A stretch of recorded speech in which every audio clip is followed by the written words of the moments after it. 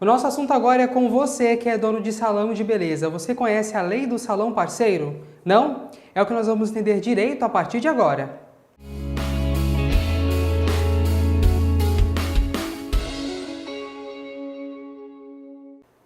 E hoje eu recebo o advogado Guilherme Craveiro, está aqui com a gente. Doutor, boa tarde para você, tudo certo? Boa tarde, Jefferson. Boa tarde a todos. É um prazer estar de novo aqui.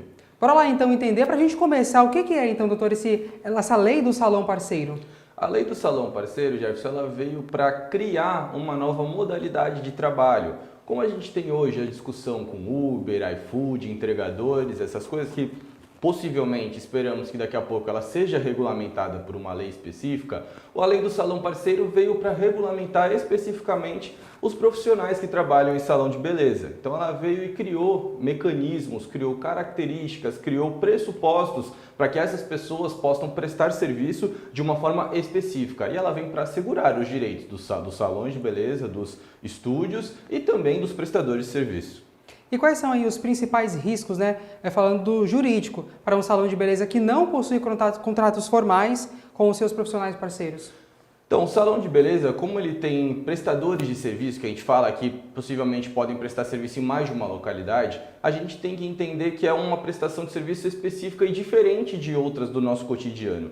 E caso você não tenha um contrato de prestação de serviço que esteja regido pela lei do salão parceiro e que esteja de forma garantindo direitos do prestador de serviço e também resguardando o seu estúdio ou seu salão de beleza, você vai acabar caindo dentro de uma relação trabalhista. E a lei ela veio justamente para tirar esse ônus da relação trabalhista da empresa, do estúdio, do salão de beleza. Então, se você não tiver nenhum tipo de documentação, não prestar e não se inteirar dentro dessa lei, possivelmente você vai acabar caindo dentro de uma relação trabalhista e aí vai acabar sofrendo uma demanda judicial, qualquer outro tipo, e tendo que arcar com todos os encargos trabalhistas de uma relação. Doutor, que tipo de contrato é mais indicado nessa relação entre o salão e profissionais autônomos que prestam ali aquele serviço? Então, o contrato de prestação de serviço, porque nada mais é do que você alocar um espaço dentro do salão de beleza, por exemplo, uma manicure. Ela vai ter lá uma poltrona, uma mesa, um local para prestar o seu serviço. Só que ela tem que entender também, essa relação ela tem que estar bem descrita dentro desse contrato. Ali, salvo engano, no parágrafo 10º do artigo 1º da lei, ele coloca uma série de obrigações que estão previstas para o salão e para o profissional. Ali você tem que colocar qual que é o percentual que o profissional vai levar. Obrigatoriamente, todos os encargos fiscais, previdenciários que advierem dessa prestação de serviço ficarão em cargo do salão de beleza e demais cláusulas que você tenha que estar previsto dentro desse contrato.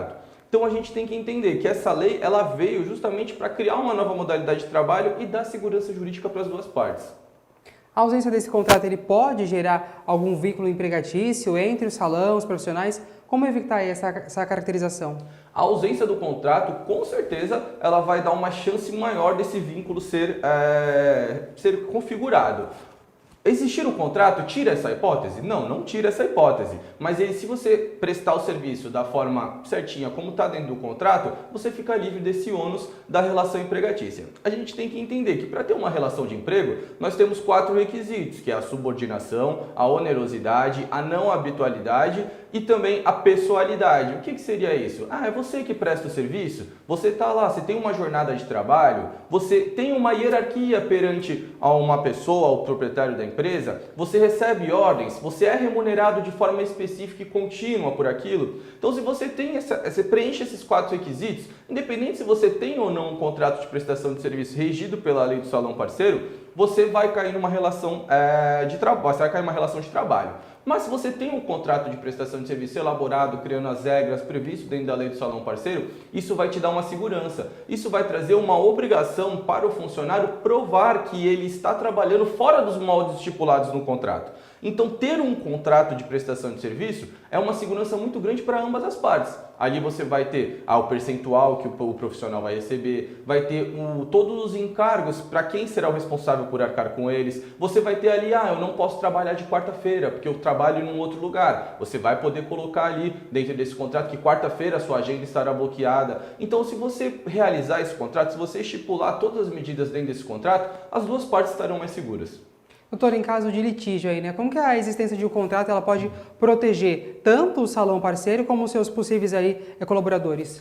Hoje em dia, só fugindo um pouco dessa pergunta, mas hoje em dia, né, sabendo ainda que dentro do STF está parado, né, com o ministro Gilmar Mendes, o entendimento da pejotização, né, que nada mais é do que camuflar uma relação de trabalho através de um MEI, de uma empresa, de uma pessoa jurídica.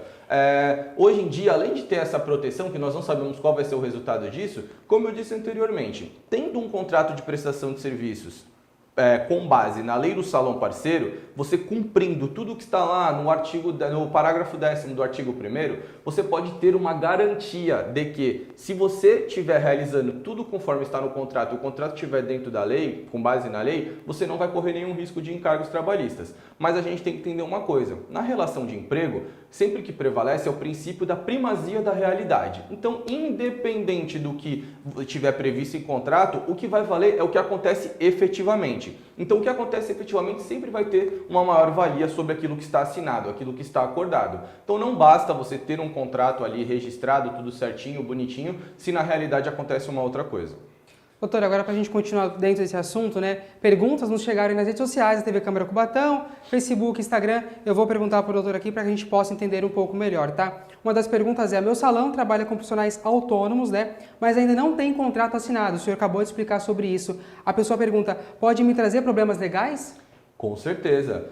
Se você tem diversos prestadores de serviço dentro do seu estúdio, dentro do seu salão de beleza, e você não tem nenhum tipo de combinado, por mais que existem vários tipos de contrato, né? Começamos por aí. Existe o contrato formal, que é aquele que é escrito, existe o contrato tácito, que é aquele nada mais do que o contrato verbal, feito, praticado entre as partes. Obviamente, esse é um pouco mais inseguro, mas também é válido se você tiver comprovação de que a pessoa aceitou estar ali em determinados termos. Sempre vai ser melhor você registrar isso num papel, colocar certinho quais são as obrigações das duas partes. Mas um contrato tácito também é válido. Se você não tem nenhum tipo de contrato, você vai ficar à mercê do que você conseguir provar. Então, por mais que você chegue lá na hora, o funcionário chega para você e fala: eu trabalhava lá, então eu tinha hora para entrar, hora para sair, ganhava um valor fixo por mês, não podia faltar, e aí você chega, como é que você vai fazer essa contraprova? Você vai ter que trazer testemunhas, porque se você assume que aquele funcionário presta serviço dentro do seu estabelecimento, quem tem que provar de que ele não preenche aqueles 4 requisitos que eu falei lá no começo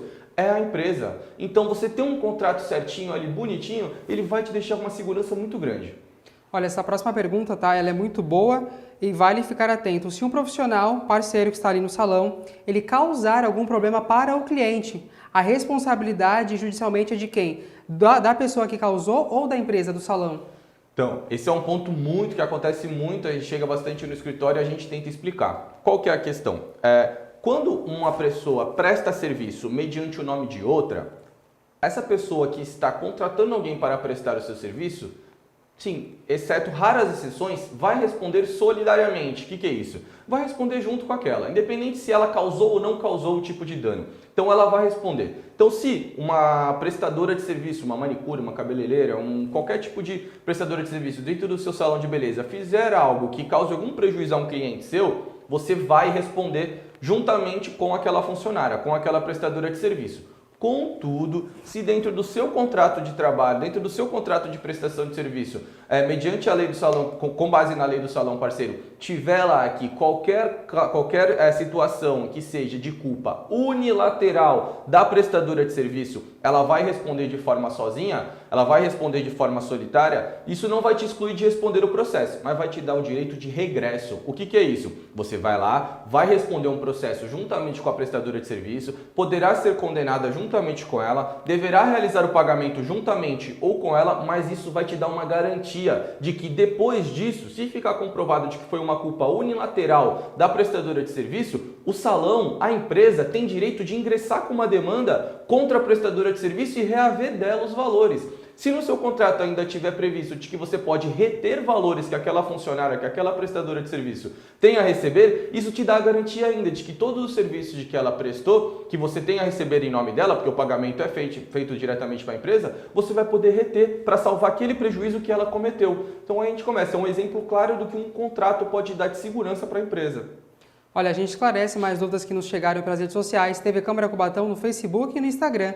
Como eu faço para evitar que um profissional autônomo processe o salão aí alegando vínculo empregatício? Isso aí tem a ver com o contrato, né, doutor, que o senhor falou? Com certeza. Se você tiver um contrato estipulado direitinho, prestação de serviço com base na lei do salão parceiro e você, na realidade, no dia a dia, no cotidiano, executar apenas o que está previsto no contrato, você vai estar 100% resguardada. Obviamente, buscar a justiça do trabalho é o direito de qualquer cidadão, mas você tendo ali as provas, você fazendo a sua parte, se resguardando, isso vai te dar uma segurança jurídica muito grande. E ainda mais, vai trazer uma possibilidade depois de você ingressar contra esse profissional parceiro, contra esse prestador de serviço, de algo que ele possa ter feito contra você. Doutora, a última pergunta que nos chegou aqui, posso incluir cláusulas de exclusividade ou de não concorrência do contrato aí com profissionais parceiros? Isso é legalmente permitido?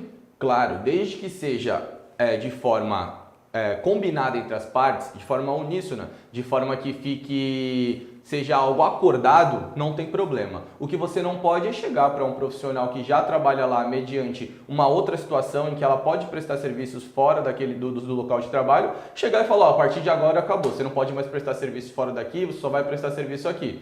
Não, isso não pode. Mas se anteriormente dela você fizer um contrato onde preveja essa exclusividade ou que ela não possa atender os seus clientes na casa dela, isso completamente pode ser compactuado e pactuado entre as partes. Então, desde que seja previsto em contrato e seja algo combinado entre as partes, não tem problema nenhum. Ficou alguma dúvida? Você pode reassistir o quadro pelo Facebook, pelo YouTube, também Instagram da TV Câmara Cubatão e continue nos enviando as suas perguntas. Doutor, muito obrigado, boa tarde para você e volte sempre por aqui. Obrigado, Jefferson, boa tarde, é um prazer estar de volta aqui. É isso, então a gente volta numa outra edição. Uma ótima tarde para você. Tchau!